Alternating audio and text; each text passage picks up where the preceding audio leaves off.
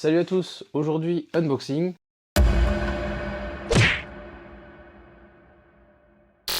J'ai commandé ceci sur AliExpress et en commençant à le déballer, dès le départ ça commençait très bien. Je reçois le matos dans l'enveloppe à bulle traditionnelle, mais en plus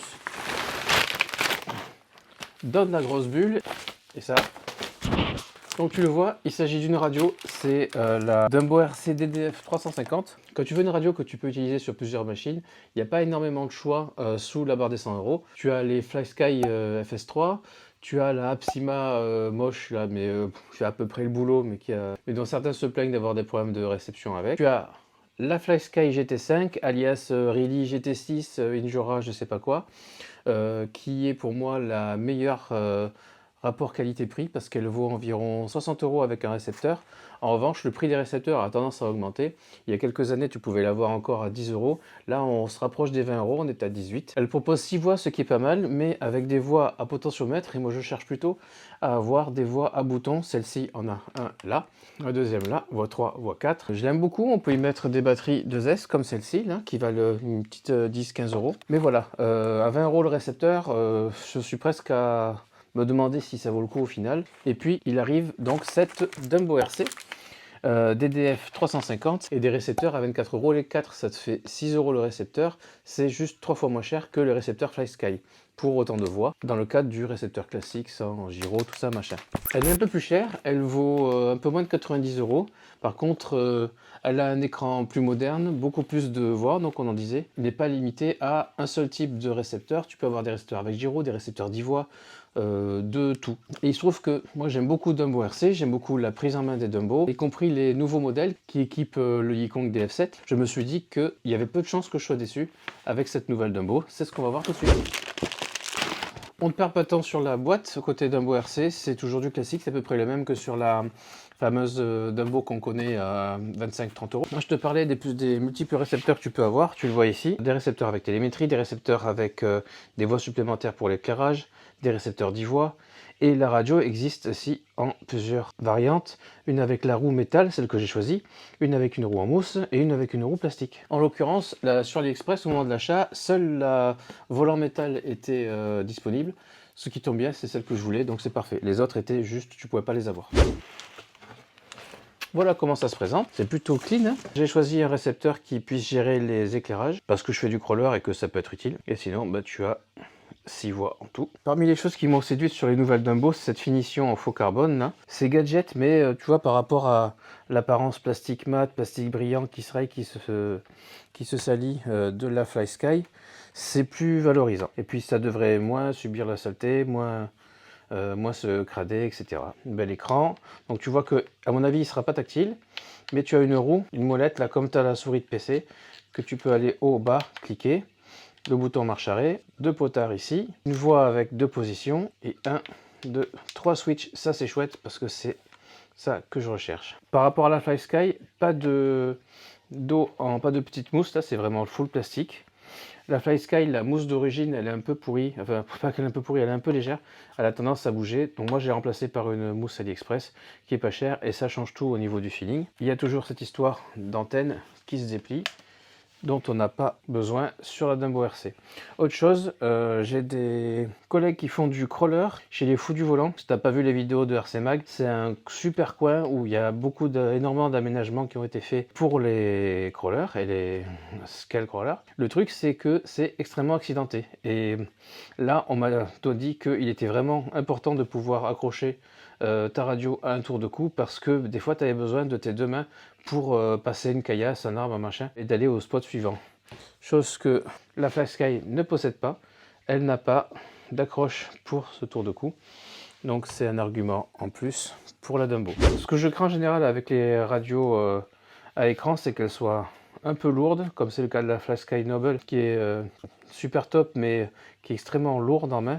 Et celle-là, je sens un peu de poids, mais je pense que quand j'aurai les piles en bas, ça va s'équilibrer. Le volant métal, c'est vraiment chouette. N'a pas le feeling plastique. Il n'y aura pas l'usure d'une mousse. Premier contact très très bon. Je vois une prise jack, je crois que c'est pour la connexion au PC pour les simulateurs. Et l'USB-C, potentiellement également pour la même chose. Et peut-être pour recharger les batteries, puisque le compartiment à pile est dur à ouvrir. Putain. Ah, puisque voilà, comme je le pensais, je devrais pouvoir mettre la même batterie que sur ma FlySky. Pour revenir à la boîte, un manuel en deux langues, anglais-chinois. Donc l'explication des boutons qu'il y a sur le récepteur, donc le mode pour les éclairages et le bin. Ils ont un compte TikTok, tu peux donc allez voir le site, tu as des QR codes pour voir le site officiel. Avant de mettre les piles, encore un petit peu de technique. FHSS, ça veut dire que c'est pas compatible avec les récepteurs FlySky puisque c'est de la FHDS la plupart du temps. Tu vas avoir la possibilité de gérer des exponentiels. Tu peux sauvegarder 10 machines, ça me semble un peu léger, c'est 20 sur la FlySky. Du mixage, ça c'est chouette, c'est notamment pour le crawler. De la télémétrie et USB upgrade. Donc tu vois, tu peux la mettre à jour par USB pour la mettre en français puisqu'elle n'est pas en français normalement de base. 4 piles LR6. Donc c'est pas une de ces radios à 6 piles qui sont pénibles. Attention toutefois, il s'agit d'une radio écran, donc il y a des chances qu'elle bouffe les piles assez vite. C'est parti, j'appuie longtemps, pas assez, plus longtemps. Il y a des petites LED un peu partout, donc la gauche à droite quand je tourne, et quand j'accélère, tu vois, elle s'illumine ici, et quand je freine, la même chose. Tu peux voir tes voies sur l'écran, donc accélération, frein, gauche, droite, et j'imagine que pour toutes les voies, voilà. Channel 6 et Channel 5 ici, voilà. Et un petit bip quand tu es au milieu, ça c'est cool, parce que c'est souvent assez chiant de savoir quand on est au milieu, voilà, nickel. Donc là j'ai un bip chaque fois que je change cette voie là, qui est la voie 7. Tu la vois ici, voilà. Ça c'est la voie 8, tu la vois s'agiter ici. Donc c'est un switch, il faut laisser appuyer, dès que tu relâches, il revient en arrière. Ah, Channel 9, Channel 10, tu vois par contre ceux-là ils s'éclairent, donc c'est des switches permanents, donc par exemple tu peux pour piloter un éclairage, et ça plus pour un frein à main, et ça peut être aussi pour différentiel, blocage différentiel avant, blocage différentiel arrière sur un crawler, ou ici tu peux faire par exemple blocage de diff avant, blocage de diff arrière, comme sur les TRX4 d'origine. Tu peux bloquer la rouge, les verrouiller, tu vois, en appuyant longtemps sur le petit cadenas, et appuie long pour déverrouiller, nickel. Elle est en chinois, je vais essayer de la passer en français assez vite. Ah, chercher les Channel 3, Channel 4, ils sont ici. Donc même délire que pour les 9 et 10. Appui simple. Un appui court sur Power, c'est le menu. Je vais passer en anglais. English, c'est pas si compliqué en fait. Tu l'as direct en bas. Avec la molette, tu te déplaces sur English et t'es sauvé. Général menu, donc je te confirme, c'est pas tactile. Modèle menu, transmitter setting. Tiens, chrono, pourcentage de batterie. On va voir si l'écran se met à veille au bout d'un moment. Là, tu vois l'état de toutes tes voies. Donc là, par exemple, j'accélère. Je vois ma voie 2 à 100% des deux côtés. Je joue avec la 10, par exemple. Voilà. Coup de molette. Ça surbrille ici. J'appuie sur la molette. Page suivante. Là, c'est les inversions. Endpoint. Donc les fins de course. Subtrim. Des auxiliaires. Le type d'action du bouton. Par exemple, le Channel 3, si j'appuie, il reste activé. Pour désactiver, il faut que je rappuie. Là, si je passe locking en inching, à ce moment-là, tu vois, il se désactive aussitôt que je n'appuie plus sur le bouton. Tous les boutons sont paramétrables. Les voies 3, 4 ici et 8, 9, 10 ici. Ça, c'est top. Ça veut dire que tu peux vraiment te mettre la manette à ta main et c'est un truc qui manque à la FlySky. Donc là, tu peux remapper les boutons. Donc si tu veux que le 3 il ne corresponde plus à la voie 3 ou peu importe, et bien là, tu peux faire attribuer toutes les voies que tu veux à n'importe quel bouton. C'est chouette. Tu peux même, tu vois, nul, tu peux même juste le désactiver.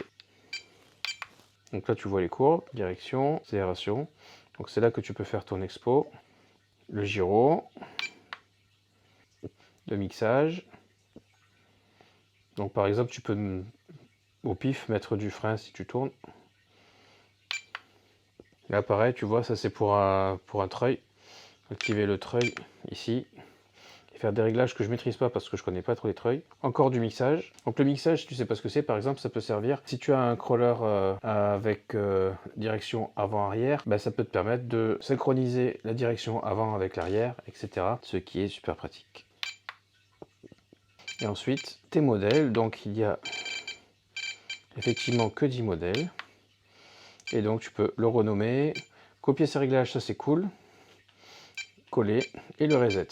Par contre, le bruit du bip est assez chiant. C'est un des premiers trucs que je vais dégager. Ça, c'est pour déclencher le chrono. Et tu as des modes de LED. Ok. Tout allumé ou, j'imagine, tout éteint. Moi, je vais encore jouer avec ça. Donc, je le garde ce mode par défaut. Mon menu préféré. Pouvoir désactiver le son. Ah. Parfait. Ah, la luminosité. Et tu vois, voilà. Là, je suis à 90. J'imagine que je peux aller jusqu'à 100. Voilà. Donc, je laisse à 90. C'est largement suffisant. Et je peux décider qu'il finisse de s'éclairer au bout de, je vais mettre 3 minutes histoire de ne pas bouffer la batterie. Power, alors là tu as une alarme, donc au bout de, j'imagine, 15 minutes sans que tu fasses rien, il va se mettre à biper. Tu as un auto-off après 5 minutes sans rien faire. Là tu indiques le type de batterie que tu mets, tu vois, voilà, AA, 2S ou 3S. Donc moi je vais avoir une 2S plus tard. La radio t'alerte lorsque tu as 20%. Actuellement je suis à 5,7 V. Calibration, je ne vais pas y toucher encore. Dernier menu, calibration de la direction, des gaz et des boutons. Allez, on va chercher le méga RC. Je vais mettre ça en bin. Donc le voici. J'ai ici le récepteur de la FlySky et je vais mettre le Dumbo à la place. La boîte, moi je vais la mettre sur voie 8. Il faudra remapper. Et ça, c'est les cerveaux que je vais mettre séparément. Cerveau de blocage de pont, un sur le 6 et un sur le 7. Et après, on va tout remapper à la radio. Ah, là, tu vois, l'écran s'est éteint. Tu le rallumes avec un clic. Nouvelle radio, on refait les courses de la gâchette. Pas de bouton, je laisse appuyer.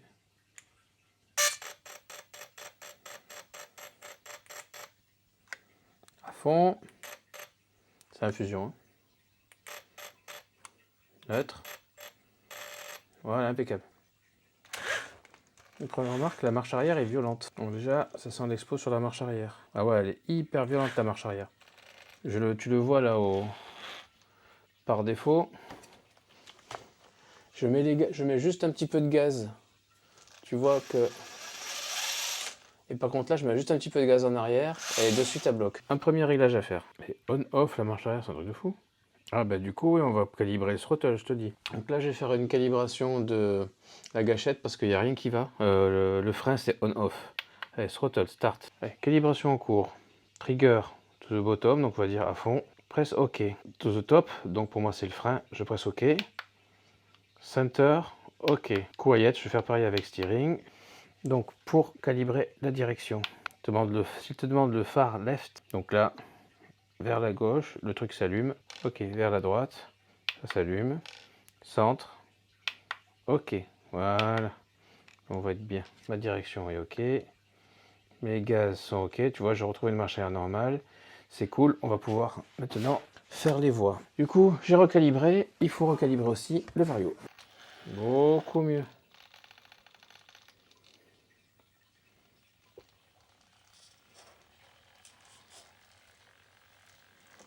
Parfait.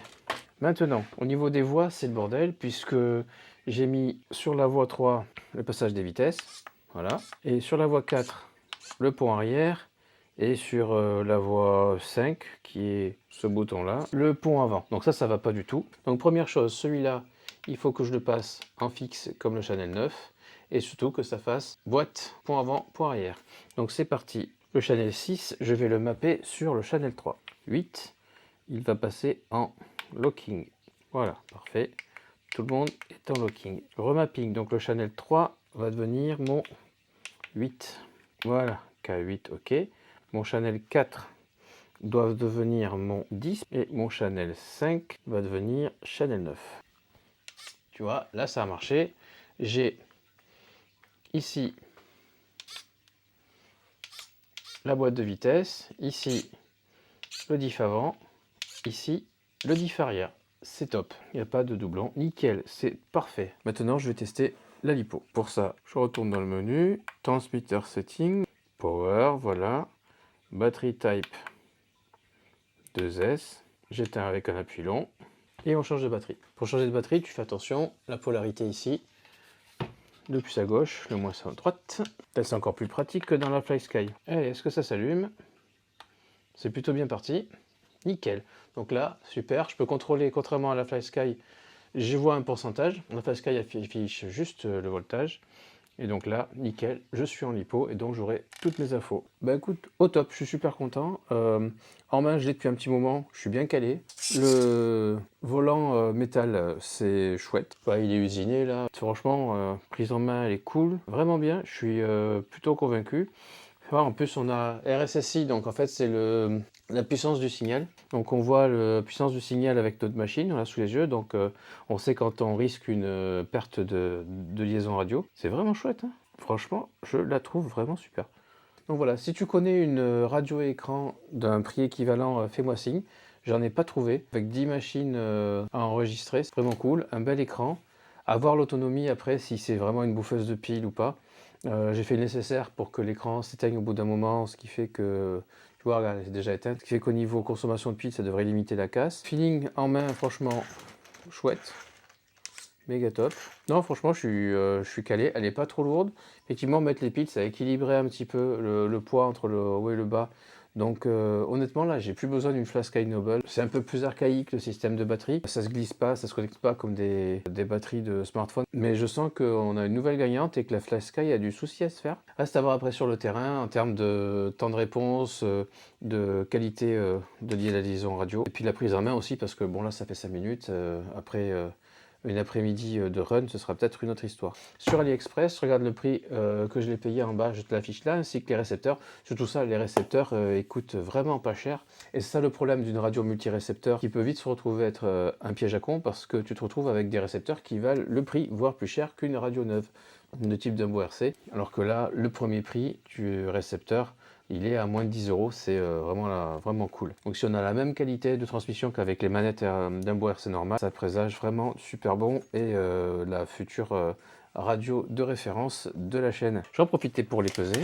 307 grammes pour la FlySky, 306 grammes pour la Dumbo. Allez, j'ai peut-être une meilleure prise en main dans la FlySky. Est-ce que ça va être gênant à long terme sur la Dumbo? Il n'y a que l'essai en conditions réelles qui le dira. La gâchette est un chouille moins souple. Le volant, par contre, il est plus agréable. Franchement, voilà, ça se joue pas. C'est une évolution logique. Celle-là, on la connaît. Elle est fiable, elle est top. Elle bouffe un peu de pile, mais tu peux la faire en lipo. Et celle-là, on va apprendre à la connaître, mais j'ai un super bon feeling. J'ai oublié de te parler du bind. Pour le bind, il suffit de te positionner sur la machine qui t'intéresse. Transmitter setting. Page 1, tu fais défiler, tu choisis le modèle que tu veux. Donc moi c'est le Ecto, je peux revenir en arrière. Voilà, j'ai juste besoin que la radio soit allumée. Ensuite, je prends mon récepteur et j'appuie sur le bouton de bind. Attention à ces récepteurs là, qui sont les récepteurs avec éclairage. Hop là, tu as un bouton pour régler le mode d'éclairage et un bouton pour le bind. Moi j'ai dû le décoller parce qu'évidemment le bouton de bind était inaccessible. Tu appuies sur le bouton bind, tu allumes, ça va clignoter vert lentement, puis après ça va clignoter vert vite.